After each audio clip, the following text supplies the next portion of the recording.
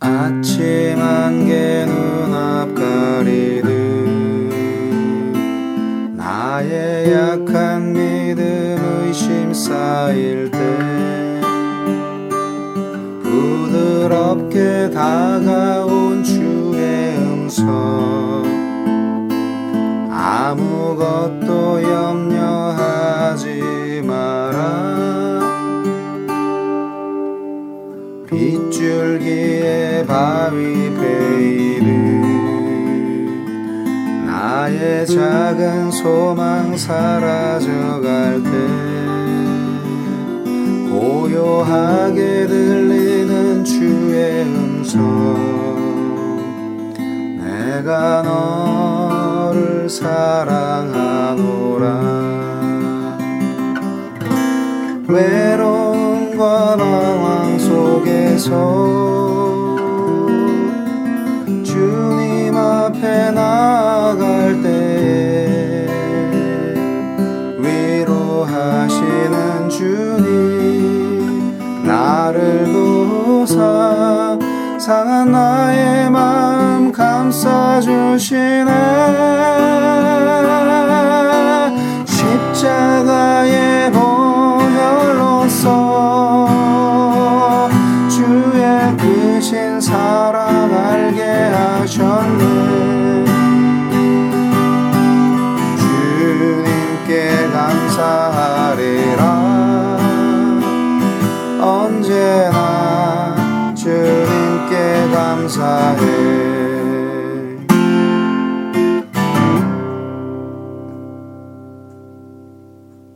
노준현 목사의 말씀 산책 2013년 9월 21일자 유다서 1장 17절로 25절 말씀 새번역 성경입니다.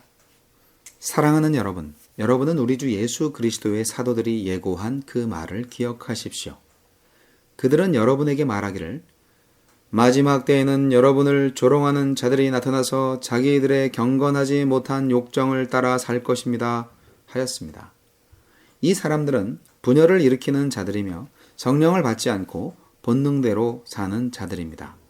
그러나 사랑하는 여러분, 여러분은 가장 거룩한 여러분의 믿음을 터로 삼아서 자기를 건축하고 성령으로 기도하십시오.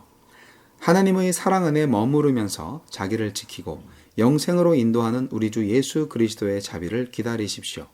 의심을 하는 사람들을 동정하십시오. 또 어떤 부류의 사람들에 대해서는 그들을 불에서 끌어내어 구원해 주십시오. 또 어떤 부류의 사람들에 대해서는 그들을 두려운 마음으로 동정하되 그 살에 닿아서 더럽혀진 속옷까지도 미워하십시오. 여러분을 넘어지지 않게 지켜주시고 여러분을 흠이 없는 사람으로 자기의 영광 앞에 기쁘게 나서게 하실 능력을 가지신 분, 곧 우리의 구주이시며 오직 한 분이신 하느님께 영광과 위엄과 주권과 권세가 우리 주 예수 그리스도로 말미암아 영원 전에와 이제와 영원까지 있기를 빕니다. 아멘. 오늘도 참 좋은 날 주신 하나님을 찬양합니다. 유다서의 수신자는 초대교회 시대의 모든 교회였습니다. 유다서는 공동서신입니다. 두루두루 돌려가면서 읽어보았던 사도 유다의 서신이었기 때문입니다. 사도들은 거짓 교사들의 행태에 대해서 미리 예고했었습니다. 그렇기 때문에 유다서의 수신자들은 사도들이 먼저 한 말을 기억해야 했었습니다. 그래서 이제 교회와 성도들이 해야 할 일은 사도들의 가르침을 기억하여 더 이상 교회가 예수 그리스도의 은혜 안에 거하여 결코 혼란을 겪지 않도록 바르게 가르치고 세워나가는 일이었던 것입니다. 본문 말씀은 사도 유다의 성도에 관한 권면의 말씀입니다. 이 본문 안에서 성도들의 자세와 또 성도들의 역할 그리고 하느님의 성품에 대해서 알려주고 있습니다. 자, 먼저 성도들의 자세에 대해서 알아보겠는데요. 크게 4가지로 볼 수 있습니다. 첫째, 거룩한 믿음 위에 자기를 건축해야 한다는 것입니다. 이는 사도들이 전해준 그리스도에 대한 신앙에 입각해서 생활하라는 의미입니다. 두 번째, 성령으로 기도해야 합니다. 네. 성령은 성도들의 기도 생활을 돕습니다. 성령은 우리에게 기도의 열정을 주시고요. 성령은 성도의 내적 선생입니다. 나의 뜻대로 구할 수 없습니다. 하느님의 뜻대로 구해야만 합니다. 성령의 인도하심이 정말 필요합니다. 세 번째로 성도의 자세, 하느님의 사랑 안에서 자기를 지켜라. 이것은 하느님의 사랑 안에 머물라는 뜻입니다. 하느님은 자기 백성을 세심하게 돌보시고 지키시는 분입니다. 하느님의 사랑, 다른 사랑이 아니라 하나님의 사랑 안에 거하시기 바랍니다. 네 번째 성도의 자세는 예수 그리스도의 긍휼을 기다리는 것입니다. 성도는 기대 속에 기다리는 자입니다. 소망은 실의 속에서도 성도를 지탱해주며 절망에서 일어날 수 있게 합니다. 성도는 이상 네 가지 자세를 가지고 성도의 고유의 역할을 감당해야 하는데요. 성도의 실제적인 역할은 잃어버린 자를 되찾는 것이죠. 잃어버린 자를 되찾을 능력을 잃은 교회는 이미 교회가 아닙니다. 성도의 역할은 무엇일까요? 세 가지로 볼 수 있습니다. 첫째, 의심하는 자들을 긍휼히 여겨야 한다. 네, 신앙의 회의를 느끼는 사람들한테 비난하기보다는 사랑이 필요한 거죠. 권면이 필요한 것입니다. 두 번째로, 죄악의 구덩이에 빠진 형제를 구해내야 한다. 네, 타는 불 가운데서 끌어내듯 성도는 급한 마음으로 죄에 빠진 형제를 구해내야 합니다. 죄에 빠진 형제는 정말 급하거든요. 조금 늦으면 건져낼 수 없을 정도로 타버리지 않겠습니까? 세 번째, 죄에 빠진 사람들의 더러움을 멀리하되 그들 자신은 불쌍히 여겨야 합니다. 참 이게 어렵죠. 호랑이를 잡으려면 호랑이 굴에 들어가야 하지만 호랑이한테 물리면 안 되지 않겠습니까? 네. 그 살에 닿아서 더럽혀진 속옷까지도 미워하십시오. 23절에 나와 있죠? 개역 성경에는 육체로 더럽힌 옷이라는 그러한 구절이 있는데 이 말은 정욕으로 더러워진 마음을 뜻합니다. 성적인 범죄를 저지르는 사람들이 초대교회 시대에도 무척 많았던 것 같습니다. 여러분, 남을 구하려는 자는 먼저 자신의 믿음을 든든히 해야 합니다. 물에 빠진 자를 구하려면 수영을 기막히게 잘하던가 자신이 먼저 튼튼한 구명정 안에 있어야 되지 않겠습니까? 죄에 빠진 형제를 구하려면 먼저 자신을 믿음으로 무장해야 하는 것이죠. 마지막 단락, 본문 24절 25절에는 초대 기독교의 전통적인 예배 형식의 송영이 기록되어 있습니다. 송영은 무엇입니까? 즐겁고 감사한 외침입니다. 대부분 노래로 만들어져 있기도 하는데요. 이 송영에 하나님의 성품이 나타나 있습니다.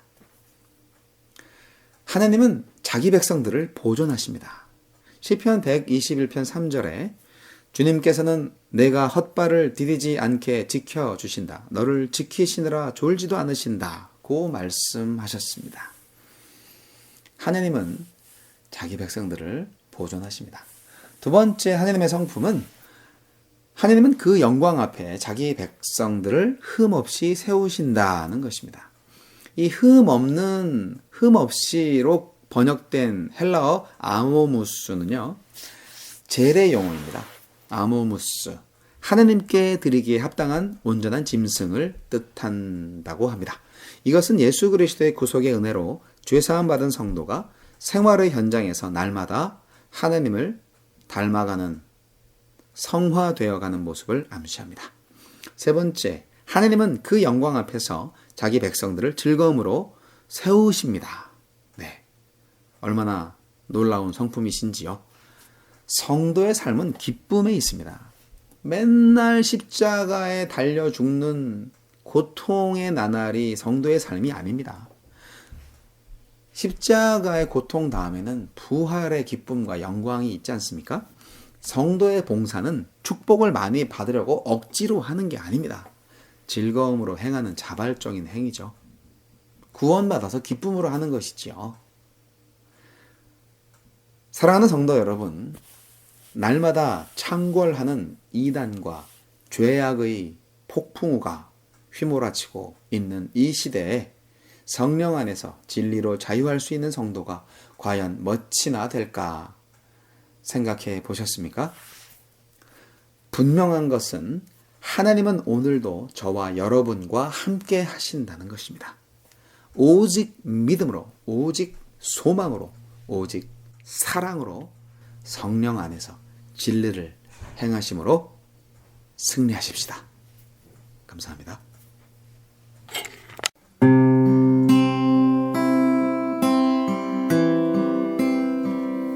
아버지 당신의 마음이 있는 곳에 나의 마음이 있기를 원해요. 아버지 당신의 눈물이 고인 곳에 나의 눈물이 고이길 원해요. 아버지 당신의 알아보는 영혼에게 나의 두 눈이 향하길 원해요. 아버지 당신이 울고 있는 어느 땅에 나의 두 발이 향하길 원해요. 나의 마음이 아버지의 마음 알아. 내 모든 뜻 아버지의 뜻이 될 수 있기를 나의 온몸이 아버지의 마음 알아. 내 모든 삶 당신의 삶 되기를. 아버지 당신의 마음이 있는 곳에 나의 마음이 있기를 원해요. 아버지 당신의 눈물이 고인 곳에 나의 눈물이 고이길 원해요. 아버지 당신의 바라보는 영혼에게 나의 두 눈이 향하길 원해요. 아버지 당신이 울고 있는 어두운 땅에 나의 두 발이 향하길 원해요. 나의 마음이 아버지의 마음 알아. 내 모든 뜻 아버지의 뜻이 될 수 있기를. 나의 온몸이 아버지의 마음 알아. 내 모든 삶 당신의 삶 되기를.